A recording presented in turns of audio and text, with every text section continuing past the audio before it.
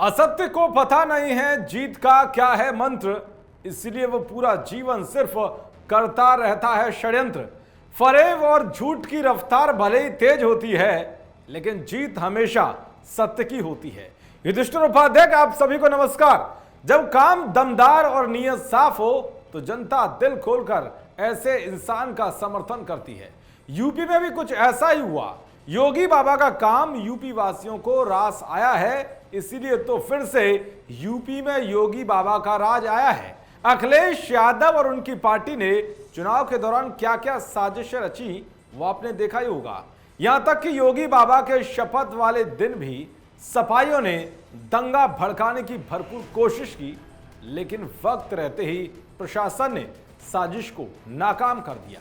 सबसे पहले आपको बताऊंगा कि गोरखपुर को दंगे की आग में झोंकने की साजिश रचने वालों पर योगी बाबा ने कैसे तगड़ा एक्शन लिया है, जिसने अखिलेश यादव की बेचैनी बढ़ा दी है। साथ ही आपको बताऊंगा कि सपा सांसद शफीकुर रहमान ने कैसे यह कबूल किया है कि बीजेपी समर्थक बाबर अली को मौत के घाट उतारना सपा की ही साजिश थी।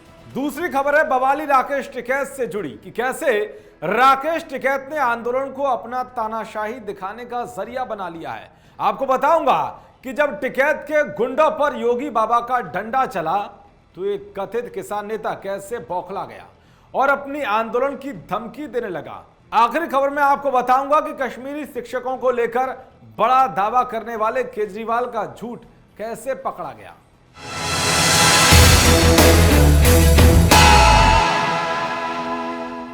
तो शुरू करते हैं आज का भौकाल टाइट। यूपी में वोटिंग की शुरुआत से ही सपा के नेता और कार्यकर्ता बौखलाए हुए दिखाई दिए। कुछ इतने ओवर कॉन्फिडेंस थे कि उनकी ही पार्टी की जीत होगी और कुछ को यह अंदेशा हो गया था कि फिर से बीजेपी की सरकार बनेगी, जिसकी बौखलाहट में खूब साजिशें रची गई। लेकिन योगी बाबा ने साफ कह दिया था कि 10 मार्च के बाद सबका हिसाब किया जाएगा और ऐसा देखने को भी मिल रहा है। अब सीएम योगी के आदेश पर गोरखपुर पुलिस ने बड़ा एक्शन लिया है, जिसने अखिलेश के होश उड़ा दिए हैं। यह एक्शन उस मामले में हुआ है जब योगी बाबा शपथ ले रहे थे तो गोरखपुर में दंगा भड़काया जा रहा था और इन दंगों को भड़काने में कोई और नहीं बल्कि सपा के ही नेताओं का हाथ था। 25 मार्च को योगी आदित्यनाथ ने एकाना स्टेडियम में दूसरी बार यूपी के सीएम पद की शपथ ली थी। उसी दिन चोरी चोरा के एक सैनिक की मौत के बाद उसे शहीद का दर्जा दिलाने के लिए भारी हंगामा हुआ था। इस दौरान पुलिस की सरकारी गाड़ियों को भी आग के हवाले कर दिया गया था। हालात ये थे कि इन दंगाइयों के तांडव को देखकर प्रशासनिक अधिकारियों को भी पीछे हटना पड़ा। अब इस मामले में यूपी पुलिस ने बड़ा एक्शन लेते हुए 14 उपद्रवियों को गिरफ्तार कर लिया, जिसमें सपा के कई नेता हैं। पुलिस ने समाजवादी पार्टी के फरार चल रहे 3 नेताओं पर 25-25 हजार रुपए का इनाम रखा है। पुलिस ने 56 लोगों के खिलाफ नामजद और 200 अज्ञात लोगों पर केस दर्ज किया और जो फरार चल रहे हैं उनके ठिकानों पर छापेमारी की जा रही है। यहां गौर करने वाली बात तो यह है कि इस मामले पर अखिलेश यादव ने चुप्पी साध रखी है, लेकिन योगी बाबा किसी को भी छोड़ने वाले नहीं हैं। उधर बीजेपी समर्थक बाबर अली की हत्या पर सपा के बवाली सांसद शफीकुर रहमान ने ऐसा बयान दिया है जिसने यह साफ कर दिया है कि बाबर की मौत सपा की साजिश थी। जी हां, शफीकुर रहमान ने बाबर को ही गलत ठहरा दिया है।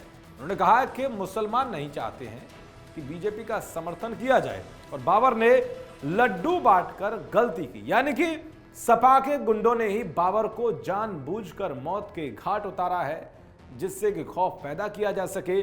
जो भी मुस्लिम बीजेपी का समर्थन करेगा उसका ऐसा ही हश्र किया जाएगा। भड़काऊ बयानों से कट्टरता का जहर घोलने वाले शफीकुर रहमान को यह समझना होगा कि बाबा के राज में यह सब नहीं चलेगा।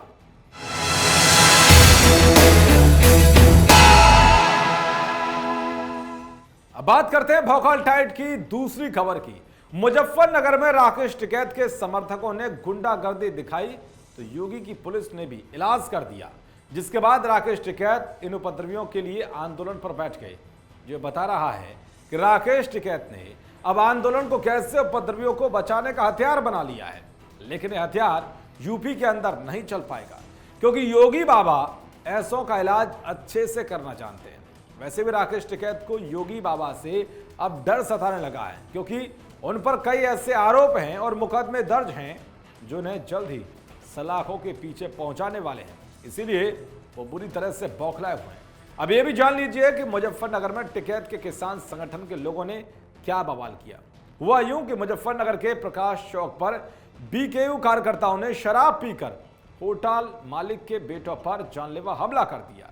इसके बाद पुलिस ने दोनों पक्षों को मेडिकल के लिए जिला अस्पताल भेजा। यहां भी बड़ी संख्या में अस्पताल पहुंचे टिकैत के कार्यकर्ताओं ने जिला अस्पताल की इमरजेंसी में होटल मालिक के बेटों के साथ फिर मारपीट का प्रयास किया और अस्पताल का सामान उठाकर फेंकने लगे, जिसके बाद पुलिस मौके पर पहुंची और उपद्रव करने वाले 10 लोगों को गिरफ्तार कर लिया। जिसके बाद किसान संगठन के समर्थकों ने अस्पताल और कोतवाली पर हंगामा कर दिया और खुद राकेश टिकैत धरने पर बैठ गए और तरह तरह की बेतुकी बयानबाजी करने लगे। यानी कि अब आप समझ सकते हैं कि आंदोलन को भौकाली राकेश टिकैत ने उपद्रवियों को बचाने का कैसे जरिया बना लिया है। लेकिन योगी बाबा पर इस नौटंकी का कोई भी असर नहीं होगा, क्योंकि योगी राज में कानून सबके लिए बराबर है।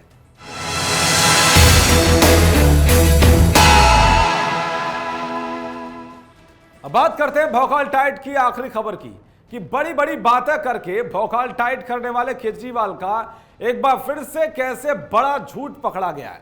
पिछले कुछ दिनों से कश्मीरी पंडितों के नरसंहार का सच दिखाने वाली फिल्म द कश्मीर फाइल्स की जमकर चर्चा हो रही है और जगह जगह से समर्थन मिल रहा है। लेकिन केजरीवाल जैसे घृणित लोग इस फिल्म के खिलाफ जहर उगल रहे हैं और कश्मीरी हिंदुओं को जख्मों पर नमक लगा रहे हैं। हाल ही में केजरीवाल ने इस फिल्म को पहले झूठा बताया और बीजेपी समर्थित बताया और फिर बेशर्मी के साथ हंसते हुए यह कहा कि इस फिल्म को टैक्स फ्री करने से अच्छा है किसी यूट्यूब पर डाल दो। जिसके बाद केजरीवाल की इस घटिया हरकत की पूरे देश में निंदा हो रही है, थू-थू हो रही है। यह देखकर केजरीवाल कश्मीरी पंडितों को लेकर ऐसा दावा करने के लिए सामने आ गए कि एकदम फर्जी निकला। केजरीवाल ने एक टीवी चैनल को दिए इंटरव्यू में यह दावा किया कि उनकी सरकार ने 233 कश्मीरी पंडितों को नौकरी दी है, बीजेपी ने उनके लिए कुछ नहीं किया। अब केजरीवाल के इसी झूठ की पोल खुद प्रवासी शिक्षक संघ ने खोल दी और एक प्रेस विज्ञप्ति जारी करके केजरीवाल के दावे को गलत बताया। अब आप समझ सकते हैं कि केजरीवाल कितने बड़े झूठ की दुकान है। इसीलिए केजरीवाल को पूरे देश की जनता को समझना होगा कि जो कश्मीरी पंडितों के और हिंदुओं के नरसंहार पर गंदी राजनीति कर रहा है, क्या वो देश या प्रदेश का भला कर सकता है। चलिए अब आपसे लेता हूं विदा, फिर आऊंगा भौकालियों का भौकाल टाइट करने।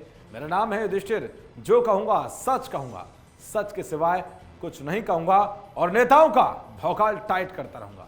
जय हिंद।